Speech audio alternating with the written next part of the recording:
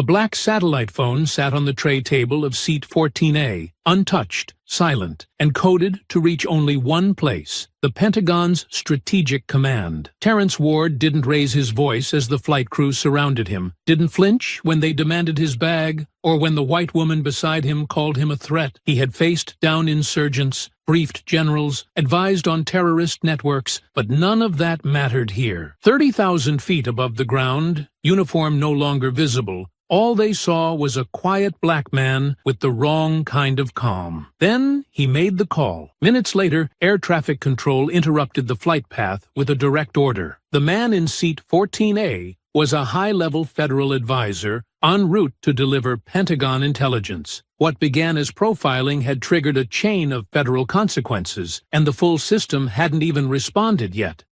Before we go any further, comment where in the world you are watching from and make sure to subscribe, because tomorrow's story is one you don't want to miss. The seatbelt sign was off, but the tension pressing down across row 14 felt tighter than any strap could hold. Major Terrence Ward sat in the aisle seat, shoulders relaxed, his tall frame angled just enough to give the window passenger room to breathe. He hadn't spoken since takeoff, hadn't so much as looked toward the woman in 14B beyond a polite nod when she sat down, yet her discomfort had been simmering since wheels up.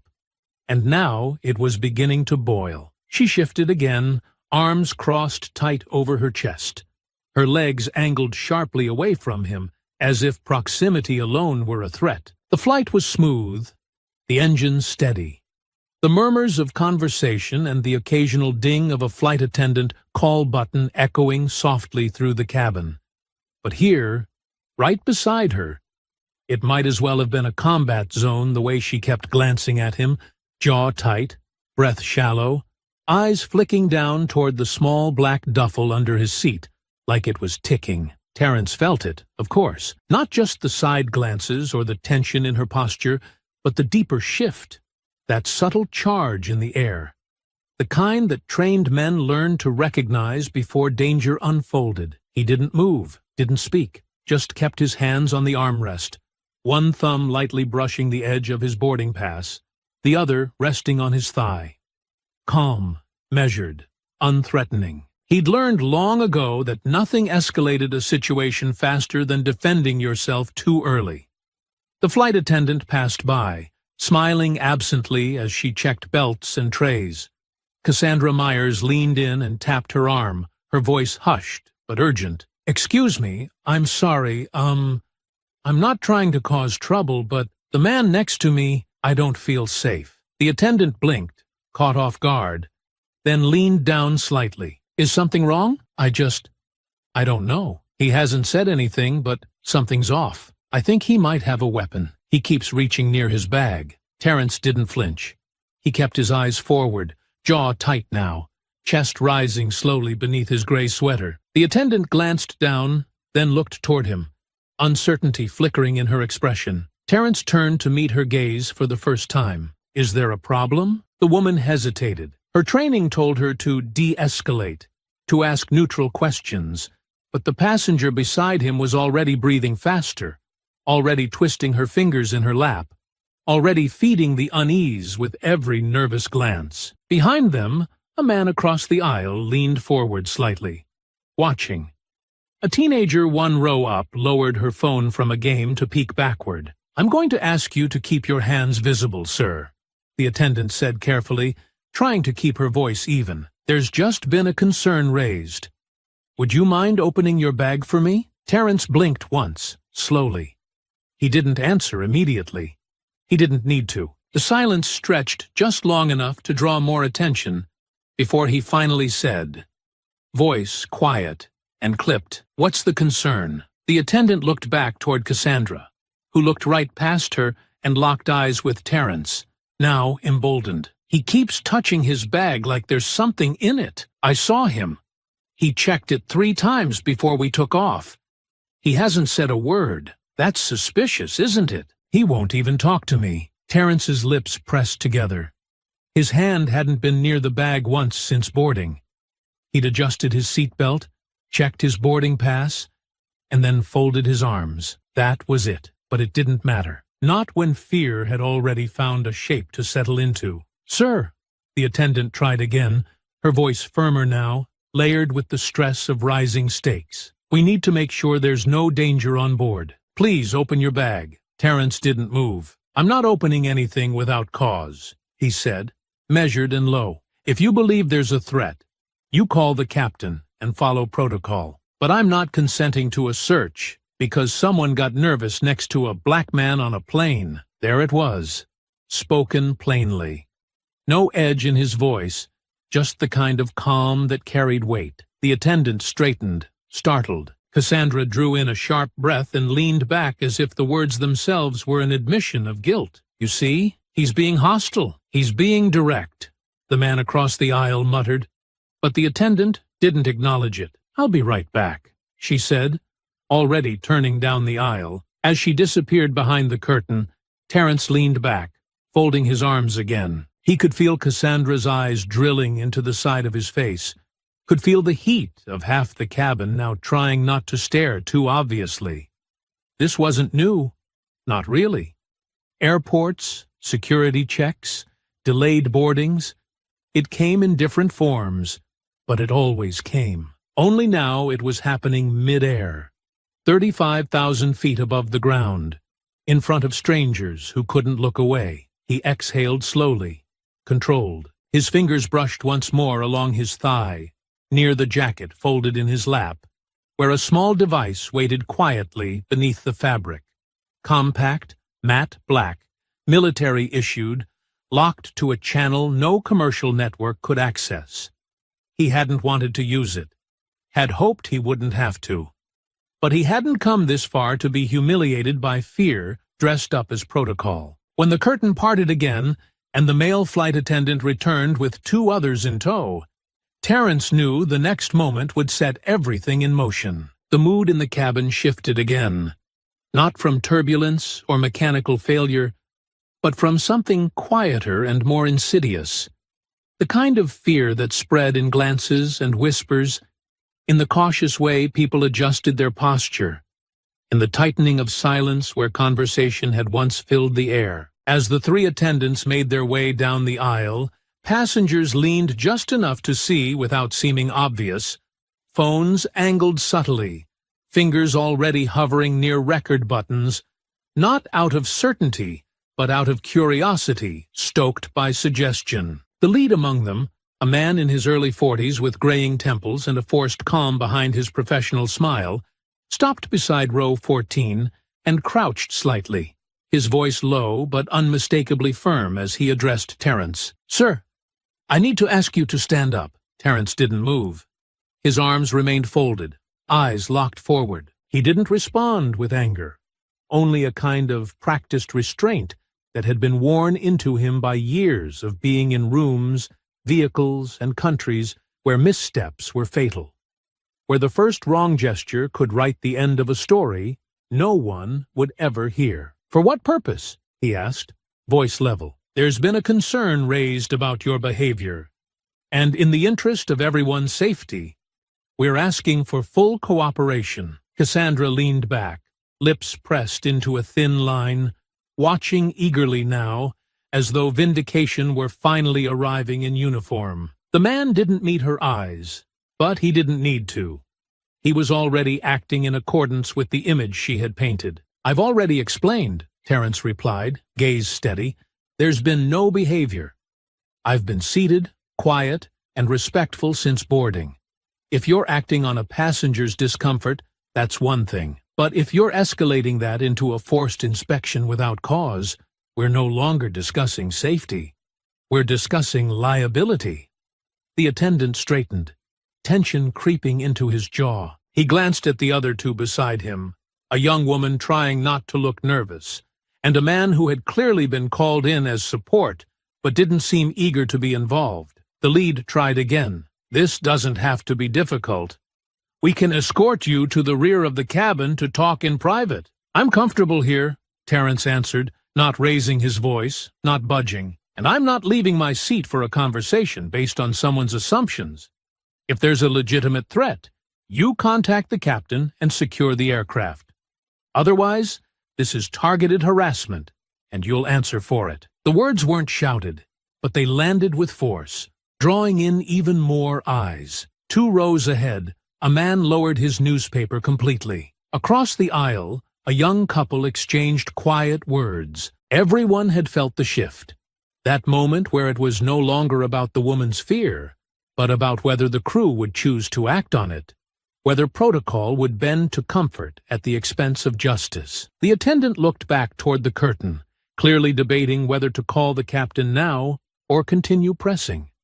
He chose the latter. "We're trying to avoid involving the cockpit," he said, his voice stiff. "But we do have the authority to search a passenger's belongings in response to a credible concern. And I have the right to deny an unlawful search without cause," Terence answered, his tone calm, his body still. "You have no warrant, no probable cause, and no specific behavior you can point to.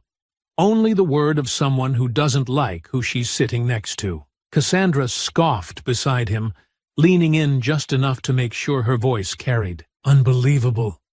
He's refusing a search. That should tell you everything." Terence turned his head just slightly, meeting her eyes for the first time since the flight began. His expression didn't shift, didn't flare with anger or condescension, only disappointment, the kind that said he'd seen this before, and it never got less exhausting. "You don't know anything about me," he said, voice low. "You made up your mind before we even left the ground. And now you're acting like you've got something to hide." "I have something to protect," he replied. The attendant cut in quickly, his voice rising a notch to cover the tension. "Sir, this is your last warning. If you don't comply, we will have to restrain you until we can land and investigate further." At that, Terence moved, not suddenly, not aggressively, but with a slow deliberateness that made the younger attendant take a half-step back. He reached into his lap, into the folds of the gray jacket still resting there, and withdrew a small object, placing it gently on his tray table. A sleek, compact satellite phone. Military-grade, black matte casing.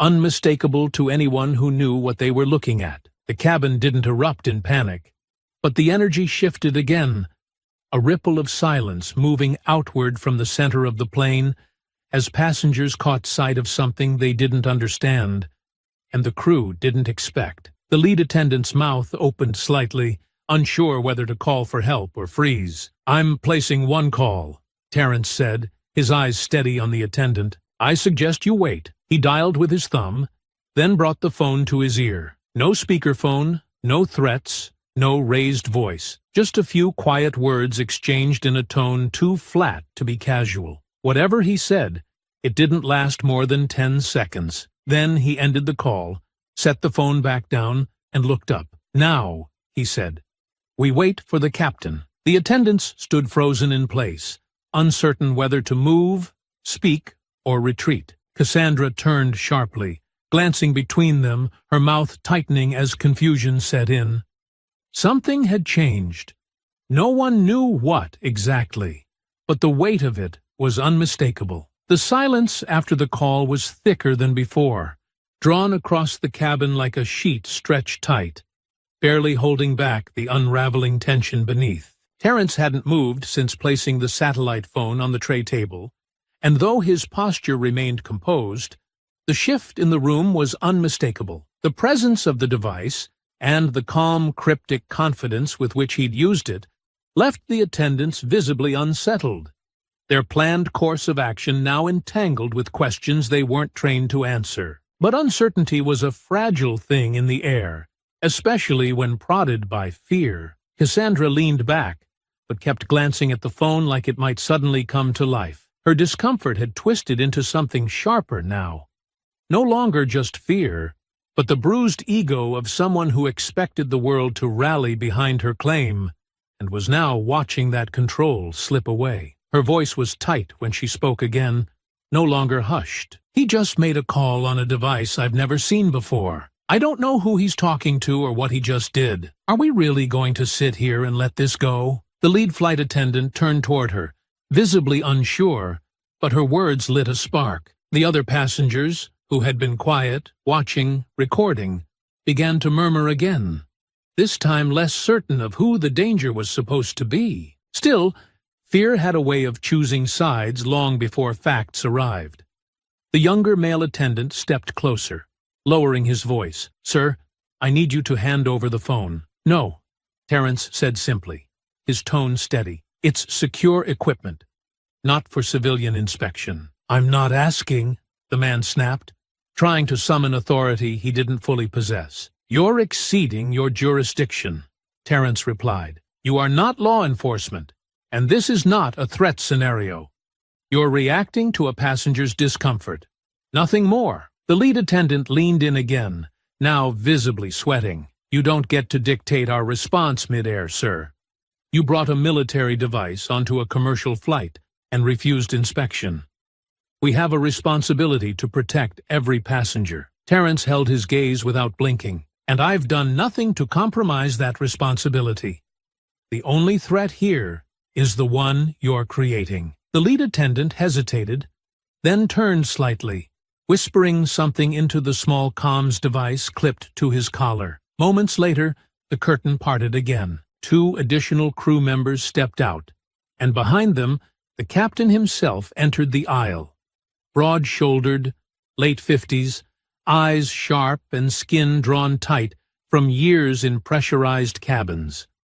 His expression was unreadable as he approached row 14, surveying the scene with a pilot's practiced calm. "What exactly is the situation here?" he asked, his voice even but edged. Cassandra was the first to answer. "He made a call on some military phone after refusing to be searched. He's acting like he's above the law. I don't feel safe." The captain looked to the flight crew. The lead attendant nodded stiffly. "He refused inspection, then pulled out a secure phone. He claims he's a government official, but he won't identify himself or allow us to verify anything." Terrence looked up at the captain, his eyes steady. "You don't want to do this." "I want my plane to land without incident," the captain replied. "If that means securing a potentially hostile passenger, I'll take that risk." "You're about to make a bigger mistake than you realize," Terrence said, voice low. The captain didn't flinch. "You're being restrained until we land." Before Terrence could respond, the male attendant reached down toward his seatbelt, attempting to unlock it, while another grasped his wrist, not roughly at first, but with the kind of insistence that signaled finality. Terrence didn't resist, not with force, but his body tensed, and when they pulled him from the seat, the effort it took to move him was far greater than they expected. Still, he allowed it. Not because he feared escalation, but because the call had already been made, and what came next was no longer his to manage. Passengers gasped as the scene unfolded. Several phones were out now, recording openly as Terrence was pulled into the aisle, forced to his knees just long enough for restraints to be fastened around his wrists. The captain stepped back as the attendants began to unzip his bag, rifling through it with clumsy urgency. Inside, nothing alarming.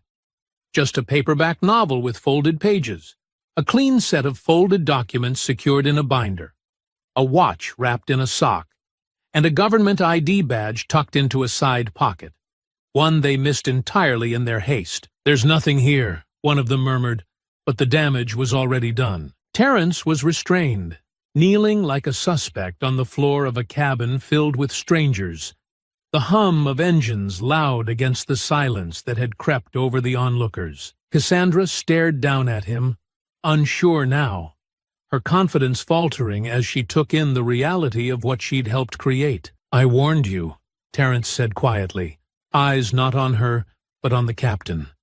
"You're going to hear from someone very soon, and when you do, you'll understand exactly who you just restrained in front of a cabin full of witnesses." The captain didn't respond. He simply turned and walked back toward the cockpit, his shoulders stiff, his mind clearly working through possibilities he hadn't considered when he first approached. Terrence was lifted and placed back into his seat, still bound, still silent. The phone remained on the tray table, untouched, and as the plane continued its smooth course toward Washington, the tension aboard no longer rested on the suspicion of a single woman or the misjudgment of a nervous crew. It now hovered in the unknown, in the looming sound of consequences that had already taken flight. Terence sat upright, his shoulders drawn back against the seat, but his wrists still cuffed, the tight plastic biting into his skin with every movement. The silence had turned into something more acidic now, a quiet that wasn't peaceful but heavy. Heavy with stares, with judgment, with the weight of 100 conclusions already drawn and filed away in the minds of those watching. The flight attendants had returned to their stations, but no one had really moved on. Not the crew, not the passengers, and definitely not Cassandra. She hadn't stopped looking at him since they strapped him down, her posture stiff, her mouth set in a tight line like she was daring him to say something. And when he finally did, it cut through the quiet with a sharpness that made even the row behind them stiffen. "You really feel proud of yourself right now?" he asked, turning to her slowly, his voice no longer patient or reserved. "You really think you did something good?" She blinked, caught off guard that he was speaking to her directly, then crossed her arms like she'd been waiting for this exact moment. "I did what I had to do. You were acting suspicious. You didn't want anyone looking in your bag. You were being secretive." "You mean I was minding my own business?" he shot back, his voice low but full of heat. "Not once did I talk to you. Not once did I look at you sideways, and somehow that's enough to have me dragged out of my seat like a damn criminal? That sound right to you? You pulled out a military phone," she snapped, shifting in her seat to face him. "What regular person has one of those on a plane?" He shook his head, laughing bitterly. "You don't know anything about me, lady. Not my job, not who I am, not what I've done for this country. But you saw a black man with a serious look and decided that meant danger. That's all this was. I didn't see race. Don't start that with me," she said quickly, her voice rising, her face starting to flush. "Don't twist this into something it's not." "You didn't see race?" he repeated, his laugh sharp now. "You sure about that? 'Cause you didn't call the attendants when that white dude across the aisle kept getting up to check the overhead bin. You didn't flinch when the guy 2 rows up dropped his bag and muttered something about forgotten batteries. But me? I sit quiet. Don't say a word. And you just know something's off, right? You were tense. You kept checking your watch, your phone. My flight was delayed, and I've got a briefing in D.C. I'm trying to keep track of time. That's called being professional, not dangerous. But you got nervous, and instead of checking yourself, you decided the whole damn flight needed to stop and revolve around your fear." She scoffed, eyes narrowing. "You think you're some kind of martyr now? No. I think I'm a man who's sick of this same damn story playing out over and over again," he said, his voice rising. "You don't get to call me a threat and play the victim when it blows back on you. You humiliated me. You got me restrained in front of an entire plane of people. And you still think you're the one who's been wronged?" Cassandra leaned forward, her face now inches from his, fury crackling in her eyes. "You should have just cooperated. That's what normal people do when they've got nothing to hide. And what? Let you sleep better thinking you were right? I don't owe you comfort. I don't owe you an explanation. You saw me, you judged me, and you enjoyed watching them put their hands on me." She opened her mouth to respond but hesitated, chest rising and falling faster now. "You're a joke," she muttered, her voice shaking. "No, you're the joke," he said, leaning slightly closer despite the restraints digging into his wrists. "You threw a tantrum in the sky because the world didn't revolve around you for 5 minutes, and now you're just mad the lie you told is starting to fall apart." "I didn't lie. You're pathetic," he said back. That did it. Her hand flew up before anyone could stop her, and the sharp crack of skin against skin echoed through the cabin like a gunshot. Gasps rippled up and down the aisle as Cassandra's palm connected with Terence's face, snapping his head to the side. His cheek reddened instantly, but he didn't flinch, didn't yell, didn't even blink. He turned his head back toward her slowly, his eyes cold, steady, unreadable. She was standing now, hands trembling, chest heaving, as if only in that moment realizing what she'd done and who had seen it. Terence didn't say another word. He didn't have to. The weight of what had just happened settled over the entire cabin like thunderclouds waiting to burst, and far up in the cockpit, a new voice crackled across the captain's radio. Sharp, urgent, and not from the tower. The call had gone through. The moment hung in the air longer than it should have. Too long for something so violent, so public, so obvious. Cassandra's hand was still raised slightly, as if even she hadn't fully processed the fact that she'd slapped a restrained man across the face in full view of a cabin packed with passengers. Her eyes darted around quickly now, looking not for sympathy, but for support. Some kind of affirmation that what she'd done made sense, that the fear she'd been clutching like armor would still shield her from the weight of what had just happened. But no one said anything. No one nodded. No one even looked at her the same way anymore. Terence didn't speak. He sat there, still bound, the red mark on his cheek already starting to fade. But the heat of humiliation hadn't gone anywhere. His jaw was set now, and the look in his eyes had changed. No longer restrained out of politeness or protocol, but because he knew he wouldn't have to lift a finger for what was coming next. The captain's voice came over the intercom, tight and urgent, and though the words were coded in calm, the tremor beneath them was unmistakable. Ladies and gentlemen, please remain seated. We've received a priority message from air traffic control and will be adjusting our course slightly. Flight crew, report to the cockpit immediately. The attendants didn't hesitate. All four of them moved quickly, whispering to one another as they disappeared behind the first-class curtain. The captain was waiting with the radio still in hand, staring down at the coded message displayed on his console, his face pale beneath the glow of the cockpit lights. It wasn't a threat report. It wasn't a security advisory. It was a direct communication from the Department of Defense, marked Level 2 Override. Do not detain the passenger in 14A. Pentagon clearance confirmed. Comply with all requests immediately. Captain to issue public apology. No delay. The captain read it twice before speaking, his voice low, almost apologetic. Is this real? His first officer didn't answer. He didn't need to.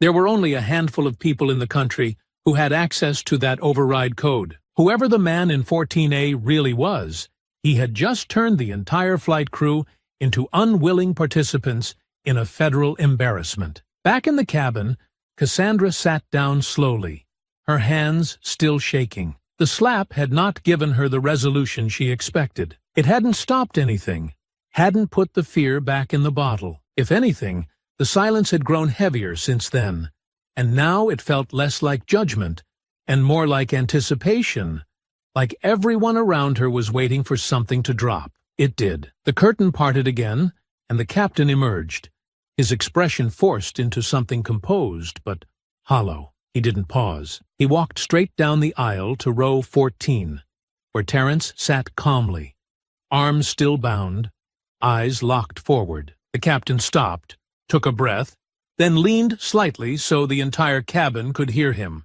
"Mr. Ward," he said, the name taken from the badge one of the attendants had pulled from his bag moments earlier. "We've just received communication from national defense authorities. You should not have been restrained. I apologize for the misunderstanding and the treatment you've received on this flight." There it was, out loud. No vague phrasing, no corporate buffering. Just the truth, spoken too late to stop what had already happened. "I've instructed my crew to remove your restraints immediately," the captain continued, his voice stiff, eyes flicking quickly toward the few passengers still filming. "If there is anything you require, we are fully at your disposal." Terence turned his head, slowly this time, his face unreadable. "I want my bag back," he said, voice flat. The attendants brought it forward at once, setting it beside him with quiet, nervous hands. The cuffs were cut loose moments later, and Terence stretched his wrists slowly, not because they ached, but because it felt necessary. Because that slow, deliberate motion spoke louder than anything else could in that moment. "Anything else?" the captain asked. "Not yet," Terence replied without looking at him. The captain nodded once, then turned back down the aisle, aware that every step felt longer now, heavier, like the walk of a man whose authority had just been measured and found wanting. Cassandra didn't say a word. She kept her head down, cheeks flushed, jaw tight. She could feel the stares now. Real ones, this time. Not suspicion, not validation, but the cold weight of knowing she had crossed a line in public and had nowhere to hide from what came next. Terence shifted slightly in his seat, adjusted the backrest, and folded his arms again, not because he needed the comfort, but because it was a return to the same posture he had held at the start, as if the entire chaos of the last hour had been nothing but a detour back to this moment of calm. Only now, the silence was no longer about suspicion. Now it was about reckoning. The descent into D.C. was quieter than any flight Terence Ward had ever taken, and not because the passengers were sleeping or the crew had dimmed the lights. It was a different kind of silence, the kind that followed embarrassment, uncertainty, and the dawning realization that something far more serious had taken place than any of them had understood at 35,000 feet. The captain gave no more announcements beyond the standard landing protocol. No apologies were repeated, no explanations offered to the rest of the cabin. Whatever was coming, it had moved well beyond the pay grade of anyone pushing a drink cart or adjusting air vents. The flight attendants stayed mostly out of sight, speaking in hushed tones behind the curtain and avoiding the aisle unless absolutely necessary. Even Cassandra, who had spent most of the flight wide-eyed and muttering indignantly, now sat perfectly still, her hands clutched in her lap, her eyes trained on the seat back in front of her, like she could will herself into disappearing before they touched down. Terence remained calm.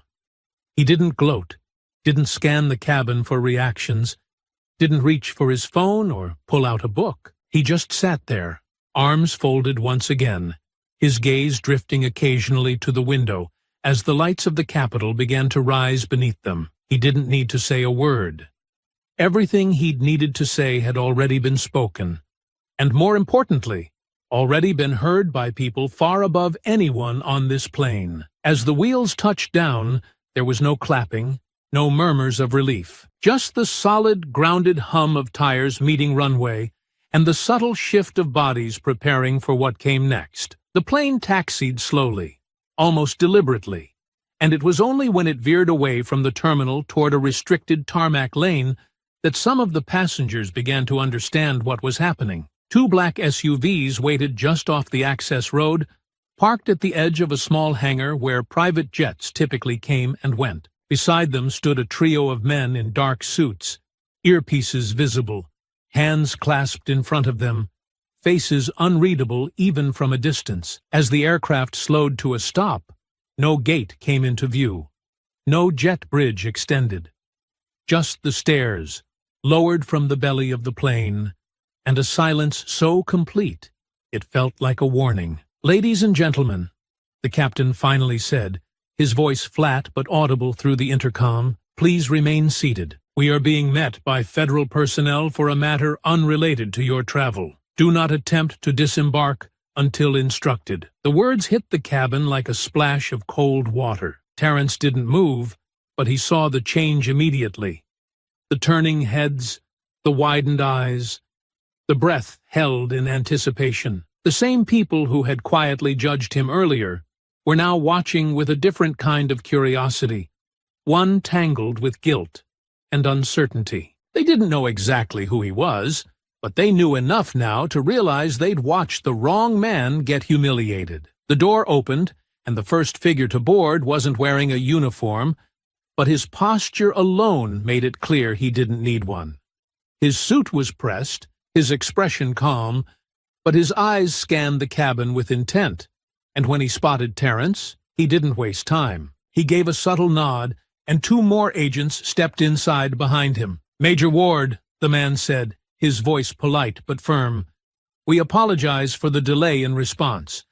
If you're ready, we're prepared to escort you off the aircraft." Terence stood without hesitation, retrieving his bag from under the seat with a quiet dignity that only underscored the contrast between this moment and the one that had come before. The crew stepped aside immediately. The passengers stared openly now. Cassandra watched him stand with wide, hollow eyes, her lips parted slightly, as if unsure whether to speak or shrink back into her seat. He paused once, only briefly, to look down at her, not with anger, not with vengeance, but with something colder, disappointment. "You should be ashamed," he said, his voice low, meant only for her. "And don't think for 1 second you won't be held accountable." She didn't reply. Her face had drained of all color, and her fingers gripped the edge of the armrest like it was the only thing keeping her upright. As Terrence stepped off the plane, the agents fell into formation around him. Not like he was in danger, but like he was someone who had been wronged and was now being restored to where he belonged. The SUV door opened. One agent held it for him. The others stayed posted. Back inside the plane, a second group boarded. They weren't here for Terrence. They asked to speak with the flight crew. One of the attendants was visibly shaking as he followed them toward the rear, and even the captain looked hollow as he was escorted off. The lead agent informed the crew that an internal investigation had already begun, and that they were to be placed on temporary leave, effective immediately. Cassandra Myers was last. Her name was called over the intercom by a voice she didn't recognize, a tone that held no question, only command. She stood slowly, as if still waiting for someone to tell her it was a mistake, that this had gone too far. But when she reached the front of the plane, 2 agents stepped forward. "Cassandra Myers," one said, holding up a tablet with her photo already displayed. "You are being detained under Federal Statute 18 U.S. Code, Parv 111, for assaulting a federal officer in the line of duty." She gasped, barely able to speak. "What? I didn't know who he was. He didn't say." "Doesn't matter," the agent replied. "You struck a federal operative. That's all we need." Her voice broke as they led her down the stairs. Passengers stared in stunned silence as she disappeared, her cries muffled by the wind. No one cheered. No one said a word. But the silence that followed was no longer confused. It was earned. The footage hit the internet before Terrence's SUV even cleared the private tarmac. Grainy phone videos taken from 3 different angles showed the slap, the restraint, the quiet rage in his voice, and the cold shift that followed once the captain received the call. It spread faster than the airline's press team could respond. Pushed by headlines that didn't bother softening the truth. Veteran humiliated midair after false accusation. Pentagon confirms passenger was federal operative. White passenger detained after assaulting black veteran on flight. By morning, the clips were leading every news cycle. Cable anchors recited timelines in sober tones, while legal analysts debated on live panels whether the woman should be charged with a hate crime. Social media didn't need convincing. Millions of views poured in. Tags trended by sunrise. Her Major Ward, flying while black. No fly for Cassandra. Celebrities, veterans, even politicians posted their outrage. By noon, the airline's stock had dipped 4%, and their official account had turned off replies on every post they'd made in the last week. The airline's first statement was a short, polished apology that offered sympathy without blame. It backfired immediately. Critics called it hollow.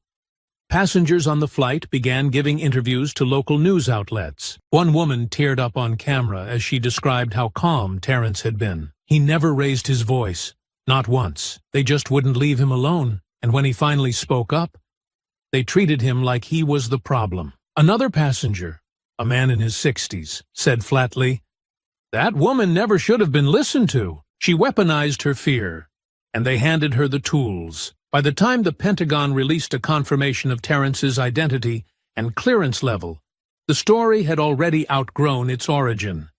This wasn't just about one man being profiled. It had become a symbol, another brick in the wall of what too many people already knew. that respectability didn't matter, that service didn't protect you, that a calm voice and clean record didn't guarantee dignity once suspicion took hold. When Terrence finally appeared on camera, it wasn't from a podium or a studio, but from the steps of a quiet building near the National Mall. He wore a dark suit, no tie, the same look he'd worn hundreds of times while briefing senior defense officials. There were no flashbulbs, no media circus, just a single interview, filmed in one long take, no cuts, no edits. The reporter asked him gently, "Do you think this would have happened if you weren't black?" Terrence didn't hesitate. No. He let the word sit for a second, then went on, "I've worn the uniform. I've served overseas. I've risked everything for this country. And none of that mattered the moment I sat down next to a woman who didn't like the way I looked. That should tell you something about where we are." He didn't raise his voice, didn't try to moralize. He spoke plainly, with the same precision he used in the field. Calm, focused, unflinching. "I didn't call for anyone to lose their job. I didn't ask for that woman to be arrested. But actions have consequences. And if I had done what she did, if I'd slapped her across the face on that flight, I wouldn't have made it to the ground in one piece. We both know that. Everyone watching knows that." The clip was shared more than the original footage. Within hours, it had been translated into 6 languages and subtitled by volunteers across the globe. Editorials followed. Op-eds ran in every major paper. The Washington Post wrote, "Major Ward didn't ask for justice. He became it." Meanwhile, the airline scrambled. The CEO issued a new statement, this time filmed. He acknowledged failure. He promised sweeping reforms.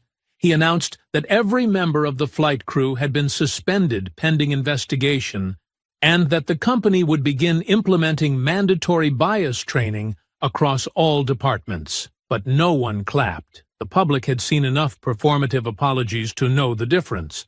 What they wanted was accountability, not branding. Cassandra Meyer's name was already being scrubbed from flight databases nationwide. After being booked and released on bail, her attorney issued a prepared statement blaming the situation on heightened post-pandemic anxieties and misunderstood interactions.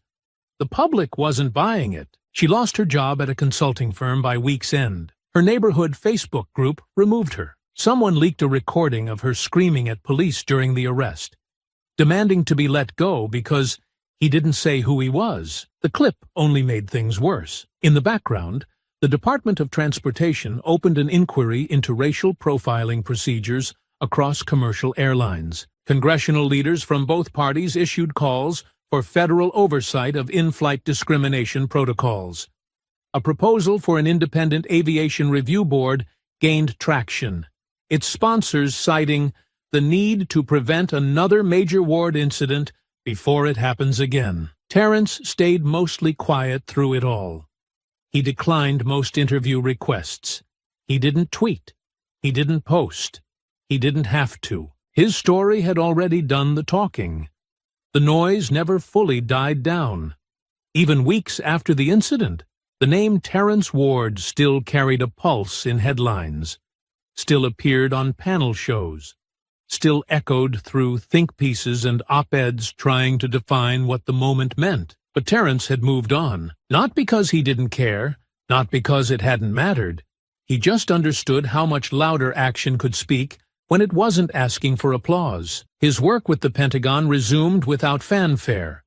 Meetings continued, briefings remained classified, and his voice returned to the rooms where it had always mattered most.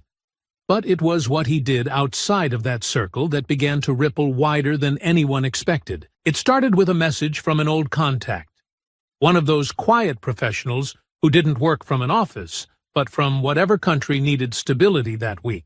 A young black man in Baltimore had been detained at the airport while flying to a cybersecurity summit overseas. Despite having proper credentials, a return ticket, and glowing recommendations, he had been flagged at customs, questioned for 5 hours, and nearly sent home under suspicion of unverifiable intent.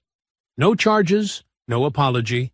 Terrence didn't make a public statement. He didn't send out a tweet. He simply placed a call, one that bypassed middlemen and went straight to the desk of a deputy director responsible for overseeing federal aviation policy. There were no threats, no raised voices, just facts, laid out clean, professional, and precise. Within 24 hours, the man had an official apology, an escorted rebooking, and a direct line of communication for future travel security clearance. No press release followed. The man didn't even know who had pulled the strings. But Terence wasn't looking for recognition. He was doing what needed to be done, the same way he always had, quietly, thoroughly, and without ceremony. He started doing it more often.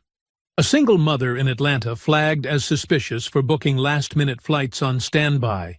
Terence ensured she was placed on the TSA's expedited verification list. A Nigerian PhD candidate nearly deported after a database glitch misread his academic visa.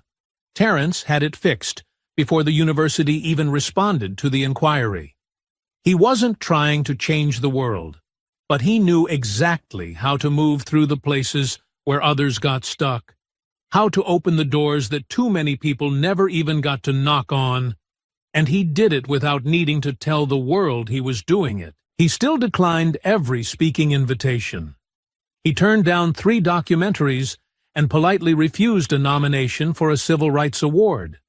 His answer was always the same. That wasn't the point. He didn't want the moment to be about him. He wanted it to matter because it forced change, not because it built a brand. And in that quiet, behind-the-scenes way, he'd already started building something bigger than any one person could name. The airline industry began shifting, not all at once, not in perfect ways, but noticeably. New federal guidelines were pushed forward, rooted in what had happened to him. Airport training modules were rewritten. Bias screenings became part of employee evaluations. Security staff were retrained under new oversight. And for the first time in a long while, the story of a man being profiled and dehumanized didn't end with apologies and empty platitudes. It ended with actual structural change. None of that changed what had happened on the plane. It didn't erase the slap. It didn't undo the looks or the silence or the humiliating walk down the aisle in cuffs, but it made sure that next time there might be a pause, long enough for someone to ask the right question instead of assuming the wrong answer. Terence sat at the edge of a community event one Sunday morning, not as a speaker, but as a guest. A youth mentorship program had invited local veterans to spend the morning with high school students interested in leadership careers. He sat in a folding chair beside a row of students, listening more than talking, answering questions only when asked, and deflecting every compliment with a nod. A girl no older than 17 looked up from her notepad and said, "Mr. Ward, are you always that calm when people test you?" He smiled faintly, the kind that came from experience rather than confidence. "Not always," he said, "but I know what it costs when I'm not." She nodded slowly, writing something down, and he watched her pen hover over the page for a long moment before she looked up again. "You think it was worth it? All the stuff that happened?" Terence looked across the gym, where volunteers passed out food and veterans laughed with kids who weren't even born when they served. "Ask me in a year," he said, "but it's a good start." He didn't need cameras to say that. No one was filming. No one was posting. It was just a room full of people trying to do better, and for now, that was enough. The invitation came through back channels. Not official, not public, not forced. Just a quiet message relayed through a mediator. Someone who had worked with both legal teams. Someone who believed, maybe naively, that a conversation between them could still matter. Terence had no obligation to say yes. Cassandra Myers wasn't part of his life, didn't affect his work, didn't have any bearing on the reforms that had followed. But something about the request lingered in his mind longer than he expected it to. He didn't need an apology. He wasn't sure he even wanted one. But he understood the power of a reckoning, not for himself, but for the person still struggling to understand what they'd done. So he agreed. They met in a quiet office building outside the city, a neutral location chosen for privacy, far from cameras or curious onlookers. The room was plain, just 2 chairs, a table, and a pot of coffee that neither of them touched. Terence arrived first, seated with his hands folded, not guarded but steady. Cassandra entered a few minutes later, her posture unsure, her expression tight, like she'd rehearsed 5 different openings and decided against all of them. She sat down across from him, fidgeted once with the sleeve of her sweater, then looked up. "Thank you for coming," she said. He gave a small nod, but didn't speak. "I know you probably didn't need to," she continued, her voice quieter now. "And I'm not expecting anything. I wanted to say some things without lawyers,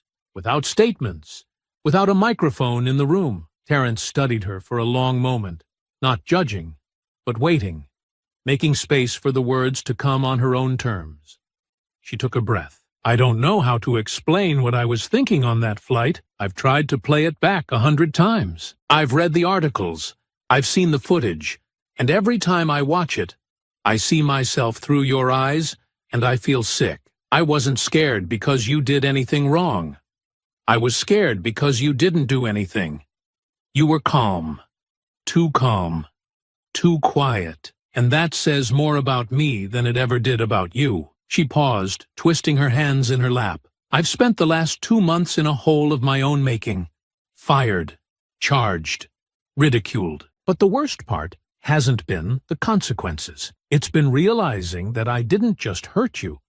I helped reinforce something that's hurt people like you for generations, and I didn't even realize I was doing it." Terence let the silence stretch a little longer, then finally leaned forward, elbows on the table, voice steady. "You ever think about what it's like to always have to explain yourself before you're misunderstood?" he asked. Not accusing, just asking. To walk into a room knowing you've already been sized up before you say a word? That's what it was like on that flight. I knew the second you stiffened in your seat. I could feel it, the shift. I knew exactly what was coming. Because it's happened before. Maybe not always that loud, not always that public, but it's always there. She nodded slowly, eyes down, listening. "I wasn't surprised when you went to the crew," he continued. "I wasn't surprised when they believed you. What surprised me was how far they went before they stopped asking questions. How fast they acted, like I'd done something without a shred of proof." "I'm sorry," she whispered. "I know," he said. He didn't say it gently, but he didn't say it cruelly either. Just a plain acknowledgement, like a door quietly closing. "I slapped you," she said, her voice cracking. "God, I still don't know what came over me. I think I wanted to win. I felt powerless when the captain apologized to you. I felt humiliated. And instead of sitting with that, I turned it back on you. And I will regret that moment for the rest of my life." He nodded again, still calm, still unreadable. "I've read about you since," she said. "The reforms, the changes. What you've done for people behind the scenes. You didn't use this to get famous. You didn't turn it into a platform. You just helped people. That's what we're supposed to do," he said simply. "Especially when we've been through it." She looked at him then. Really looked at him. Not with fear, not with defensiveness, but with something closer to understanding. "Is there anything I can do?" she asked. Terence didn't answer right away. Then he said, "Start by recognizing that being sorry isn't the end. It's just the start. You want to do something? Talk to people like you. The ones who think they'd never do what you did. The ones who'd swear they're not part of the problem. Right up until they become it. That's where the work starts." She nodded, swallowing hard. "Thank you for this," she said.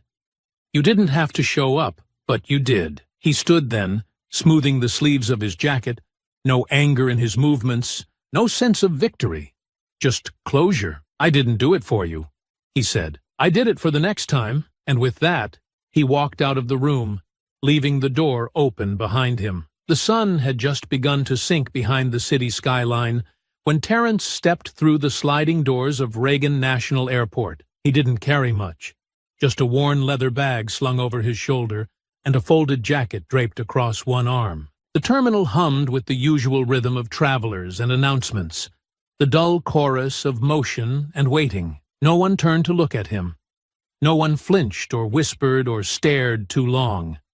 And for once, he was thankful for the quiet. He moved through security without incident. The agent glanced at his ID, paused for a moment longer than usual, then looked up with a nod of recognition. Not dramatic, not performative, just a silent acknowledgement that said, "I know who you are, and you won't be treated that way here." Terrence returned the nod and kept walking.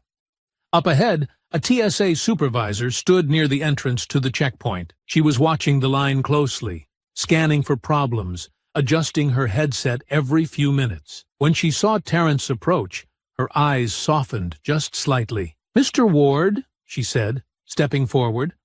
"Welcome back. You know me?" he asked, not unkindly. She offered a small smile. "I know what you did, and I know our staff just completed a new round of training based on the protocols that came out of your case." He didn't say anything at first, just met her eyes and held them for a moment. "Good," he finally said. "That's what matters." She extended a hand. He shook it once, then moved on, never breaking stride. The flight was short, just a connector to Charlotte, where he'd meet with a group of veterans launching a new mentorship initiative for at-risk youth. He had no speaking role, no leadership title, just a quiet seat at the table, the kind he'd always preferred. But this flight, this moment, the act of boarding without fear, of being seen without being judged, felt like something new, or maybe something overdue. The crew greeted him like any other passenger. No stiffness, no extra glances. The flight attendant, a young man with a calm voice and steady hands, gestured him to his row with practiced ease. Terrence took his seat, stowed his bag, and settled in by the window. He looked out across the runway, watching as the lights blinked in the fading daylight, and let his thoughts drift. Not toward the incident, not toward Cassandra, or the interviews or the reforms, but toward the people he'd met since, the quiet stories shared in passing, the messages from strangers who'd seen themselves in his silence that day and found courage in it. It wasn't about justice anymore. That had come and gone, public and messy and flawed in all the ways justice often is. This was something different now, something longer lasting. A shift, not in policy or headlines, but in how people thought about the world around them, in how they might hesitate next time, before assuming the worst about someone who looked like him, in how they might stop and ask a question, instead of dialing fear straight into authority. He didn't need applause for that, didn't need to trend. All he needed was the knowledge that maybe, because of what happened, someone else might walk through an airport, sit down on a plane, or speak up in a meeting without wondering if their skin would be seen as a signal. As the plane began to taxi, Terrence reached into his jacket pocket and pulled out a small photograph. Worn at the corners, the color slightly faded. It was an old shot of his unit, taken overseas years ago. Faces young and tired, arms slung over each other's shoulders, dust caked into every crease of their uniforms. Some of those men were gone now. Others had scattered across the country, building quiet lives away from the noise of what they'd survived. But every time he looked at that photo, he remembered why he still fought. Not with weapons or speeches, but with presence, with patience, with the unshakable belief that dignity wasn't something to be requested.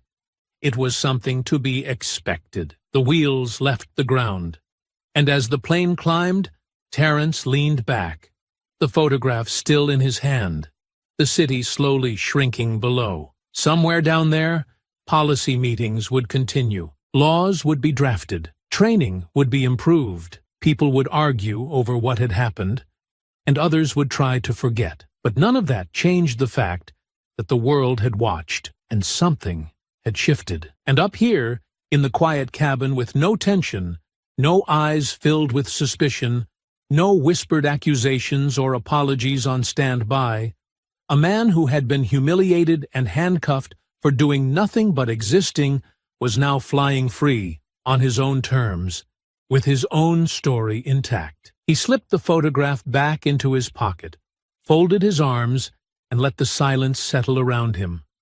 Not heavy this time, but earned. I hope you enjoyed that story. Please share it with your friends and subscribe so that you do not miss out on the next one. In the meantime, I have handpicked 2 stories for you that I think you will enjoy. Have a great day.